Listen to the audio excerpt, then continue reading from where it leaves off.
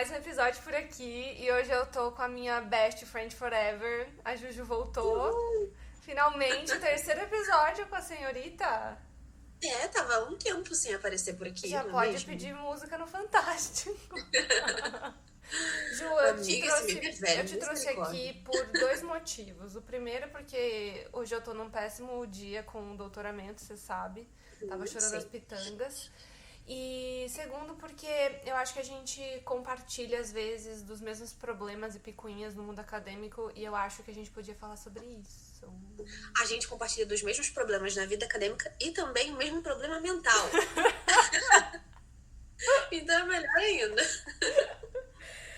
Hoje eu vou contar muitas histórias pessoais, tá bom? Vou abrir pela primeira vez aqui na internet. Ai, uma exclusiva Fatos da que ninguém sabe pra Julinguística. poder distrair vocês.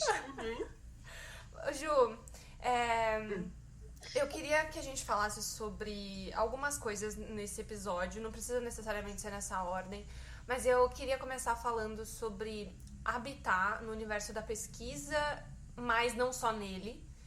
Sim. Isso é um desafio para nós duas. A produtividade que às vezes a gente acaba não conseguindo ter por esse não habitar único, exclusivo em um só ambiente. Então a gente trabalha, a gente estuda. Quer dizer, estudar na pesquisa é trabalho, mas... Mas eu acho que também tem uma diferença de estudar teoria e estar produzindo artigos. E a gente tem que meio que ter o tempo para os dois, né? Para você ler e também para você produzir. E também para você trabalhar. E também para você ser bonita. E também para você ser saudável. E também pra você fazer um skincare, né? E também para pagar as contas. E também, enfim. E também pra falar com as Vocês entenderam, amigas, né? Senão... Também para gravar um episódio do podcast. Exato. É isso. Exato. São muitas frentes de coisas pra fazer. Às vezes eu sinto uma certa pressão com relação à academia. Vamos começar falando sobre isso. Sobre essa... Vamos começar a falar do começo? Porque, assim, eu acho que é muito importante a gente mostrar as histórias individualmente, minha e sua. Porque você sempre teve uma certeza muito grande do que você queria. Mas eu acho que você tinha, na verdade, certezas, né? Porque você queria trabalhar em escola e trabalhar também em universidade. Você sempre soube que você queria letras. Sim. Mas no meu caso, por exemplo, eu sempre soube que eu não queria trabalhar em escola e eu sempre soube que eu queria seguir carreira acadêmica. A partir do momento que eu pisei na letras, eu soube disso, mas porque eu assistia às aulas e eu ficava assim... Cara, não é possível que essa professora esteja falando disso tudo nessa aula. Sabe quando você consegue ver que a pessoa tem conhecimentos absurdos da ciência de uma forma geral? Porque hoje a gente sabe, para dar uma aula, a gente precisa ter tido muitas leituras antes. E eu acho que os alunos conseguem captar isso, né? Ver o tanto de conhecimento que você tem naqueles 50 minutos que você está dando aquela aula ali. Porque você dá várias referências, você dá vários exemplos, cita diversos estudos. Então, quando eu vi essa aula de linguística pela primeira vez, eu sabia, bom, eu quero ser professora em universidade. É isso que eu quero fazer da minha vida. Só que, junto com o professor da universidade, você tem a pesquisa. Principalmente nas universidades públicas, né? Porque é isso, isso anda junto, porque a ciência precisa andar, né? Precisa avançar. Só que eu acho que a gente é muito novinha e aí a gente é meio delulu das ideias quando a gente tá na faculdade, porque a gente não tem noção da realidade mesmo, sabe? Então eu deixava meio que a pesquisa de lado. Não é que eu odeio a pesquisa, não. Mas eu focava tanto nisso de eu tenho que passar a teoria da melhor forma, eu tenho que saber de todos os assuntos teóricos, que essa parte da pesquisa ficou de lado, mas aí a gente vai falar sobre áreas que acabam ficando de lado na nossa vida nesse episódio. Então, ali eu decidi, né, que eu ia fazer mestrado, que eu ia fazer doutorado. Foi assim, logo na faculdade, assim, no início da faculdade, amor à primeira vista. Já sabia, amor à primeira vista, exatamente. Claro que eu não decidi exatamente, porque eu pensei assim, eu vou esperar um pouco pra ver se tem mais alguma coisa. Mas esse mais alguma coisa não veio. Mas pra você sempre foi, assim, necessário trabalhar fora do ambiente acadêmico, por exemplo, dando aulas de francês pra conciliar todo esse universo, não foi? Como assim, conciliar? Não. É porque, assim, a ideia que às vezes as pessoas têm com relação à pesquisa é de que, pronto, a gente vai passar a vida produzindo artigos, produzindo TCC, produzindo tese, produzindo doutorado, enfim, fazendo as coisas e Eu não sei, assim, eu sinto muita dificuldade de ficar só em um ambiente. Eu, pelo menos financeiramente, nunca consegui ficar só em um ambiente. Eu sempre precisei dar aulas e... Entendi. Então, na sua vida, me parece assim, se eu comparo a minha vida com a sua, parece que as coisas foram mais calculadas na sua vida. Você já tinha, assim, uma visão pra frente do que eu. Eu fui meio que testando e experimentando, sabe? Então, eu entrei na faculdade, eu já falava francês. Já comecei a estudar francês novinha. Você fez letras E eu português e sabia. francês, né? Oi? A sua faculdade é português e francês? Português e Eu francês, sempre exatamente. confundo, eu sempre acho que foi só francês. Não, português e francês. E aí, então, eu entrei na faculdade sabendo que eu queria seguir carreira acadêmica em linguística, mas eu sabia que esse percurso ele ia demorar muito tempo, porque a gente precisa desses títulos e de muita experiência. Então, o que me dava dinheiro naquele momento era dar aula de francês. Então, eu tive que ficar nessas duas coisas, mas não por escolha, porque teve que ser. É porque né? a maioria, pelo menos de alguns comentários que eu recebo, é com relação à minha produtividade, assim, você não publica tantos artigos, não aparece tanto em livros, né? Mas é que assim, eu sempre estive dando aula, eu nunca fiquei só no ambiente acadêmico, entende? Então, Bru, eu tava pensando nisso, sabe? O fato da gente não ter publicado tanto, até então, foi uma lacuna na nossa vida que Sim. eventualmente aconteceu, né? Assim, não somos as maiores publicadoras de artigo do Brasil. Não, nunca falei que eu ia ser. Mas será que isso invalida o nosso conhecimento? Será que isso invalida tudo que a gente fez até Aparentemente, agora? pra internet, invalida. Aparentemente para as pessoas isso invalida, né? Porque a gente recebe esse tipo de comentário. Mas é uma lacuna que eu sabia que eu ia ter que resolver em algum momento, mas é assim, quando a gente olha para trás, a gente sempre vê áreas da nossa vida que ficaram meio que largadas, digamos assim. Porque a gente estava investindo em outras, né? Sim. Eu acho que todo ser humano vai olhar para trás e vai ver, poxa, aqui eu poderia ter feito melhor, poxa, aqui eu poderia ter feito melhor. Acho que isso é normal, porque são muitas coisas para lidar e a vida acontece, assim. No doutorado, por exemplo, uma pessoa da minha família teve câncer e eu tive que me mudar. Então, assim, independente de eu estar no doutorado, a vida não vai me esperar terminar ele para poder acontecer. E aí, isso acontece com todo mundo, né? A gente olha para essas áreas e vê que a gente tem esse gap, essa lacuna. Só que aí a gente pode olhar para isso e ficar se martirizando, dizendo: eu não publiquei artigo, meu Deus, e agora? A minha vida vai acabar, eu nunca vou conseguir ser professora. Ou eu posso olhar para isso e falar assim: tá bom, eu realmente errei, talvez eu tenha errado, talvez eu poderia ter colocado um pouco mais de energia nisso, mas o que eu posso fazer agora para resolver isso? Porque eu sei que é uma exigência da academia. Então, por exemplo, se eu for fazer concurso, eles vão querer que eu tenha publicado pelo menos um artigo ao ano.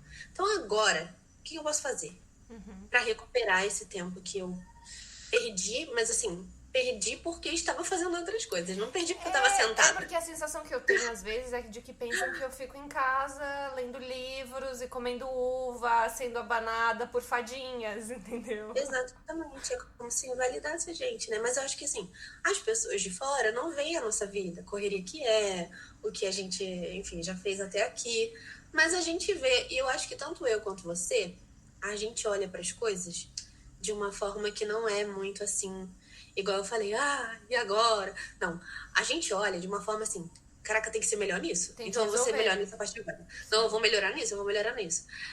O que também é difícil, porque nos cansa muito ser assim com todos os mínimos detalhes, né? Eu canso.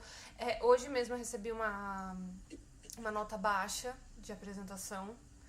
Quer dizer, não foi uma nota.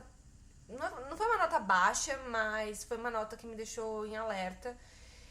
E agora, assim, a minha primeira reação foi, tô chateada. Mas a segunda reação foi, eles sabem o que eles estão fazendo.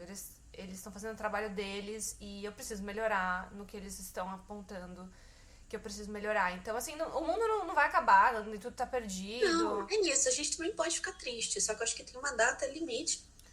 No meu caso é 2 minutos, que resolve logo. Vai ficar triste, o negócio que pode resolver. O dia inteiro, não tem tempo pra isso, não tem que dar aula. Vou dar aula assim, tô triste, que eu tirei uma nota baixa. Não dá.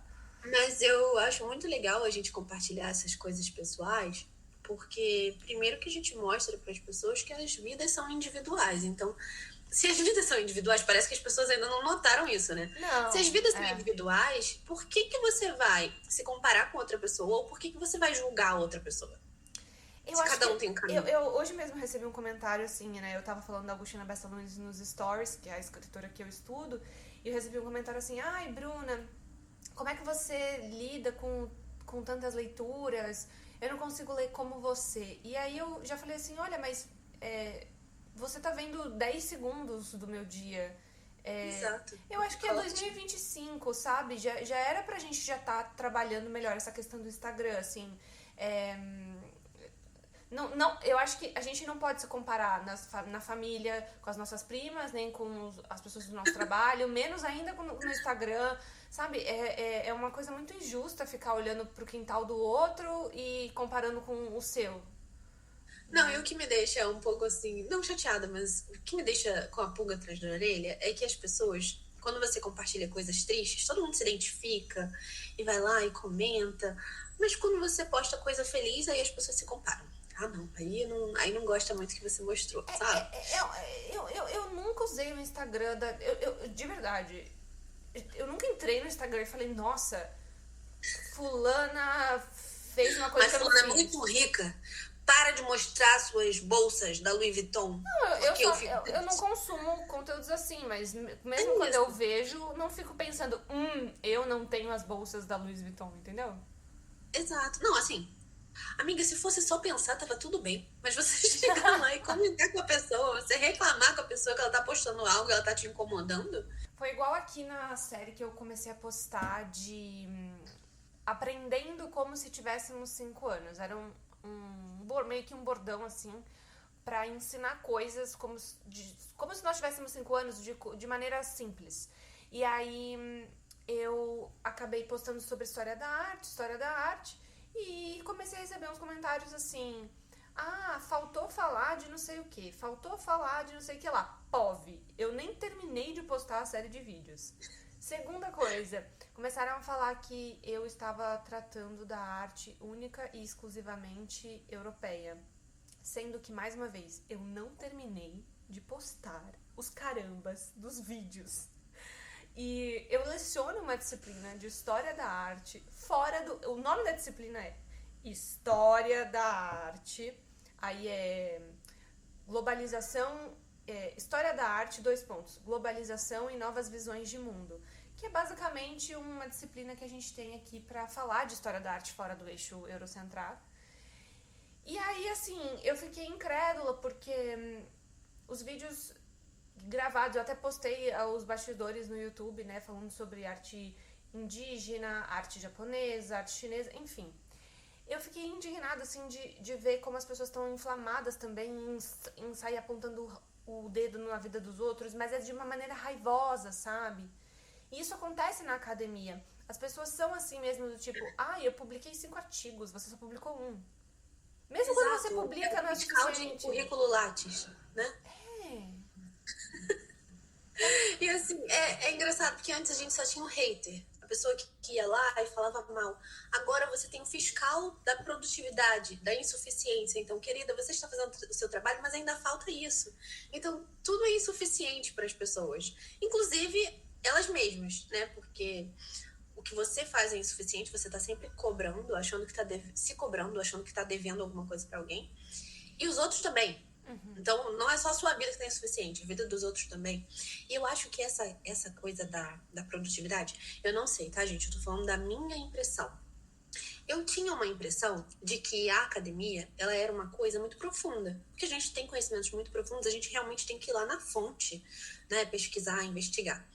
Então, por ser muito profundo, eu achava que cada um estava ali fazendo o seu trabalho, por isso que as pessoas sempre disseram que era um trabalho muito individual, muito solitário, mas que, em geral, as pessoas estavam em grupo lutando pela ciência, digamos assim.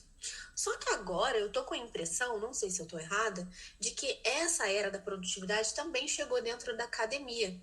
Então agora, além de ser um trabalho solitário, porque geralmente você faz a pesquisa sozinho, você fica muitas horas ali no computador, me parece que é solitário nesse ponto de que as pessoas estão meio que de picuinha uma com a outra, achando que a outra produz menos do que eu e eu tenho que produzir mais e não sei o que, não sei o que.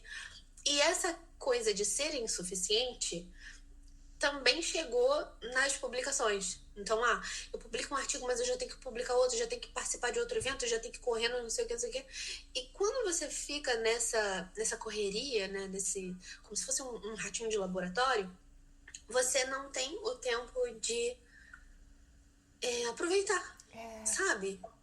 Você não saboreia as suas vitórias. Eu acho que a academia tá assim também. Eu sinto, até por parte dos professores, eles estão sobrecarregados, mas não é aquela coisa assim, estou sobrecarregado de trabalho.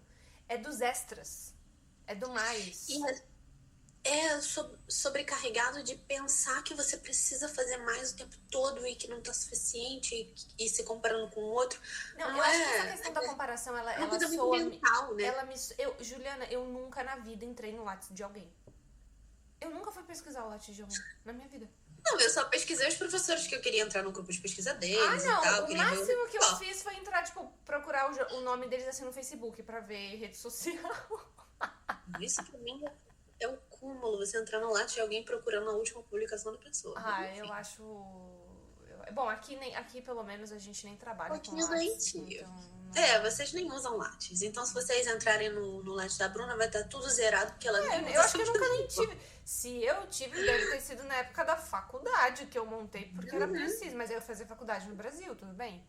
Então, eles vão ter que te investigar melhor. Vai ter que... Enfim, amiga, eu queria saber mais sobre como foi essa jornada pra você, então, do doutoramento, porque você mudou de cidade de novo, né? Você voltou pro Rio. Ai, gente, olha... E aí? Você sabe a história de quando eu me mudei pro mestrado? Por que fui pra lá, mais ou menos? Não sei se por que você foi pra lá? Você tentou na UFRJ? Minha vida é uma novela, é a malhação, né? Como diz você. Então, eu morava numa cidade que, sinceramente, eu não gostava muito dessa cidade porque não tinha muitas coisas ali pra mim. Era uma cidade que enfrentava muitos problemas com segurança também, que é Duque de Caxias, uma cidade na Baixada do Rio de Janeiro. E aí, eu sempre quis sair de lá para poder ascender, de certa forma, socialmente. E como eu já tinha decidido que eu queria fazer um mestrado, eu vi nisso uma possibilidade de fazer em um lugar diferente, né? Então, o que aconteceu nessa época? Eu realmente não sei se eu já te contei isso na minha vida. Não, acho que não. Eu tava finalizando a faculdade em 2017. E aí, a minha irmã, ela morava aqui no Rio ainda, em Niterói. E eles estavam com muitos problemas de segurança também. O Rio tem problema de segurança, né? Todo mundo sabe disso. E aí, minha irmã estava no primeiro dia dela com um carro blindado com meu cunhado. E eles trabalhavam na aviação, então eles saíam de casa muito, muito cedo. Então eles estavam indo pro aeroporto e eles foram perseguidos por bandidos numa pista de casa até o trabalho. E eles só pararam quando eles chegaram no batalhão. Mas assim, perseguidos mesmo, bandido pra fora do carro, sabe aquela coisa de bem filme, bem novela? Então minha irmã ficou muito preocupada com isso. Gente, falei que eu ia abrir coisas pessoais aqui. E aí ela quis mudar de base, porque na aviação você pode mudar de base de estado, né? Quis mudar de base, se mudou pra Curitiba. E eu pensei assim, interessante. Minha irmã tá indo pra Curitiba, eu tô finalizando a faculdade. É uma possibilidade de eu ir pra lá também, porque pelo menos eu vou ter alguém da família por perto. Eu sabia que eu queria morar sozinha também, era um sonho meu de muito tempo. Desde que eu sou criança, eu falo pra minha mãe, então, na primeira oportunidade eu vou morar sozinha, tá? Eu nasci com esse sonho já. E também tinha muito sonho de trabalhar na internet, isso é engraçado. E aí eu pensei, bom, então eu vou tentar o mestrado na UFPR. E é muito louco, porque o dia da prova da UFPR foi o mesmo dia da prova da UFRJ. E eu preferi pegar meu avião, ir pra lá e fazer a prova acreditando que eu iria passar. E aí passei, né? Então, muito louca. Mas como eu disse, era delulu, era imatura. Então eu olhava para essa mudança de estado como uma oportunidade incrível. Nossa, vou morar num lugar frio, com cafezinhos e tal. Mas eu esquecia que eu tava começando a minha vida adulta, meio que sozinha, porque as pessoas que trabalham na aviação nem contam, elas nem estão com você, porque elas estão cada dia, né, num lugar diferente. Então eu tava meio que sozinha, começando a vida adulta, pagando contas, trabalhando em 3 cursos de idioma, ao mesmo tempo que eu tava fazendo um mestrado. Eu nem preciso dizer que eu sorteio, né? Assim, nem preciso dizer que foi quando começaram as minhas crises de ansiedade mais fortes, mas deu tudo certo. Sou muito grata, né? Porque tenho um mestrado numa universidade muito boa. Também mudei um pouco, assim, de tema, então conheci coisas diferentes e aprendi a ser adulta, né? Eu acho que foi ali naquele momento. E foi o que me permitiu realmente ascender de alguma forma. Quando você foi, assim, pra uma universidade nova, professores novos, você sentiu seu comportamento mudando, assim, com relação à academia? Não. Não. Ai, amiga, eu era tão perdida. Eu juro, assim, eu acho que os 20 anos, eles são muito imaturos. É um Você saco, é um saco ter 20 anos. Ai, não sei o que acontece na nossa cabeça, sabe? Você só tá tentando se encontrar, mas parece que você só faz besteira. Às vezes você... Assim, eu tenho o apoio da minha família, né? Inclusive, eu esqueci de falar sobre isso, porque é uma grande diferença também, né? De quando você, por exemplo, foi morar sozinha porque você teve que, não teve o que fazer. Mas, no meu caso, eu quis. Não foi, assim, um desespero. Foi, um sonho da minha vida e eu quero realizar isso. Eu tive apoio emocional e financeiro da minha família. Quando eu falo apoio financeiro, eu não tô falando que minha família paga minhas contas ou pagava. Eu tô dizendo, por exemplo, me ajudaram no caminhão de mudança. Nesse momento de mudança, qualquer ajuda que você tenha é uma ajuda. Sim. Isso faz muita diferença, né?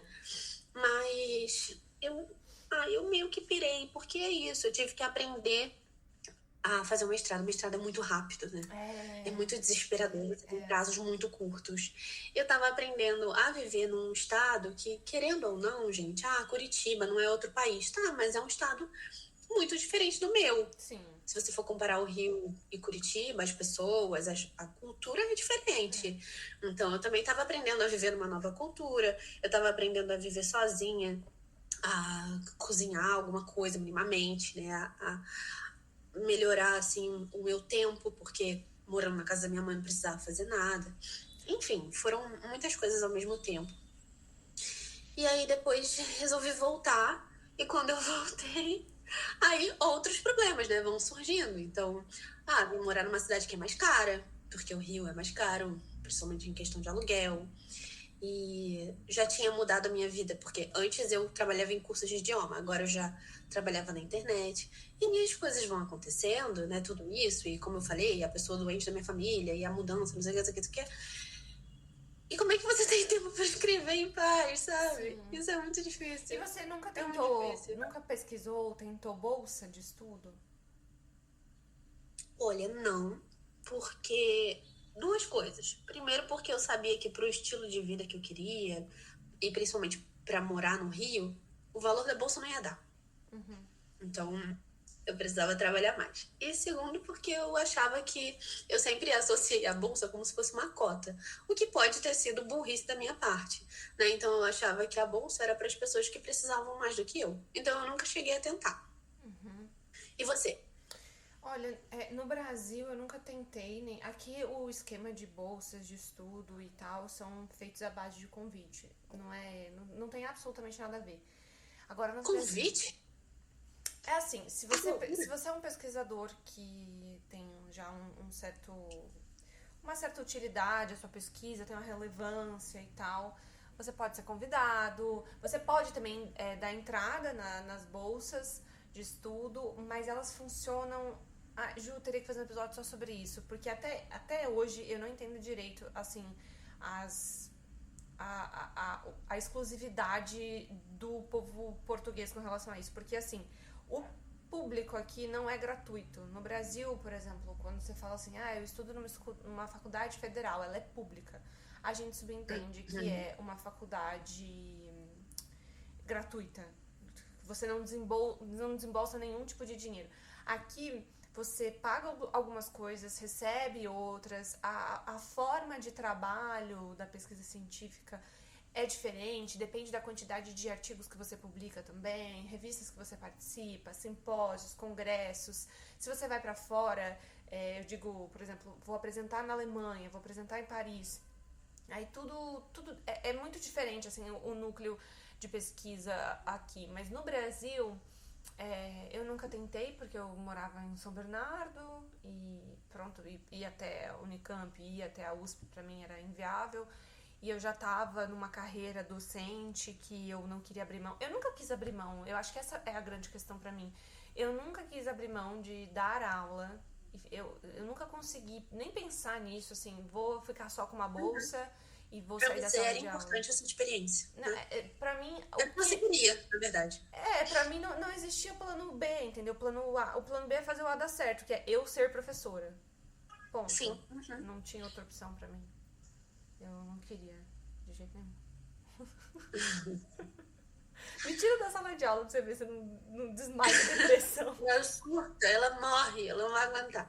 Fico 2 dias sem dar aula, sábado e domingo eu já começo. Pelo amor de Deus, que vida horrível! Você sabe, né? Que se ela se aposentar, ela surta. Como assim eu não vou dar aula hoje? Tá doido? Eu não consigo. Eu vou arranjar a filha de amiga pra dar aula, vou fazer alguma coisa. Mas então foi isso. E com relação a esse ódio mascarado de saber, assim, você já teve que enfrentar certos problemas na academia, dentro da pesquisa? Graças a Deus, não. Assim, não diretamente, né? Não diretamente. O pessoal é bem civilizado, educado. Mas não sei se existem comentários por trás, alguém que fica fuxicando meu lápis e dizendo que eu não publico nada. Você encostada, tá? Eu não sei. Mas eu vou começar, galera. Eu vou começar a publicar. Fiquem tranquilos. Vai, não gente, que eu deva ser pra tudo na vida dá-se um jeito, tem tempo. A Juliana é novinha. Eu fiz tanta coisa, né? Exato. Eu fiz tanta coisa. A menina tá aí dando 500 horas de aula por semana. Francês, linguística, não sei o que do Chomsky, o pobre do coitado. Aí faz um vídeo no Instagram, aí escreve, podcast, muito bom. Né? Aí se muda. A menina faz yoga dela lá. Faz yoga, faz musculação. Aí faz trilha. Vambora. Outro dia ela tava fazendo trilha, gente. Eu falei, meu Deus do céu. Tá fazendo trilha, mas artigo não tá escrevendo, né, querida? Ah, pronto. Era só o que me faltava. Aí tem. Bom, Ju. Não, relaxa. No próximo episódio que a gente fizer, eu vou mandar o meu currículo Lattes pra vocês. Aí vocês vejam um monte publicado. Olha como ela escreve. Vai estar 10 publicações por mês. Tá. Bom, amiga, eu acho que era isso. Eu queria bater um papo, assim, com relação a essa competitividade que vem da própria classe, assim, um apontando o dedo no outro. Eu acho que isso não é... isso não é saudável pra ninguém, nem pra quem aponta, nem pra quem recebe. E não é saudável pros professores, e aí, consequentemente, não é saudável pros alunos, e aí vira uma bola de neve.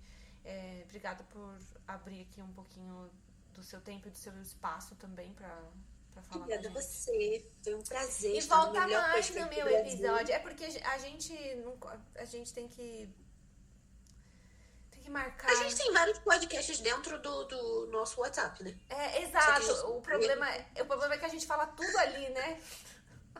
A gente precisava gravar uma conversa no WhatsApp e publicar. E pronto, foi mais fácil. Isso. Além de publicar artigo, agora a gente vai publicar podcast. Ai, pronto. 1 milhão. Ai, gente, olha, é difícil. Tá difícil. Beijinhos, beijo, turma. obrigada. E até a próxima. Eu vou deixar as redes sociais da Juju aqui na descrição. Se vocês precisarem de qualquer coisa ligada à linguística, francês, a ser musa, a ser diva, inspiração, dermatologista. Beijo. Turma. Beijinhos.